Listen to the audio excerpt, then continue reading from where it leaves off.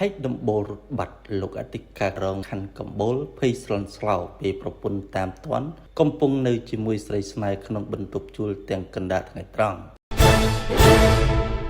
រឿងរ៉ាវដ៏ហួសចិត្តនេះបានកើតឡើងនៅខណ្ឌកំបូលរាជធានីភ្នំពេញខណៈដែលលោកអធិការរងម្នាក់ផ្នែកសន្តិសុខម្នាក់កំពុងសង្ងំជាមួយស្រីស្នេហ៍យ៉ាងត្រេកត្រអាលពេលឃើញប្រពន្ធនិងសាច់ញាតិមកដល់មុខបន្ទប់លោកអធិការរងរូបនេះភ័យខ្លាំងពេកក៏សម្រេចចិត្តហែកពីដាននិងដំបូលផ្ទះជួលរត់គេចខ្លួនបាត់ស្រមោលទុកឲ្យស្រីស្នេហ៍នៅរងគ្រោះម្នាក់ឯងការរៀបរាប់ពីស្ត្រីជាប្រពន្ធបានឲ្យដឹងថានេះជាលើកទី2ហើយដែលនាងតាមទាន់ប្តីជាមួយស្រីស្នេហ៍ឈ្មោះស្រីស្រស់កាលពីលើកមុនក៏ធ្លាប់តាមទាន់នៅខេត្តកំពង់ស្ពឺម្ដងដែរហើយកាលនោះក៏មានការធ្វើកិច្ចសន្យាជប់តាក់ទងគ្នានិងសុំមិនឲ្យបង្ហោះ Facebook ព្រោះខ្លាចខ្មាស់គេប៉ុន្តែមិននឹកស្មានថាប្តីនៅតែលួចលាក់តាក់ទងគ្នាដដែលរហូតតាមទាន់ជាក់ស្ដែងម្ដងទៀតបែបនេះក្រោយកើតហេតុនគរបាលប៉ុស្តិ៍ប្រទេសស្រឡាងបាននាំខ្លួនស្ត្រីជាស្រីស្នេហ៍ទៅធ្វើកិច្ចសន្យា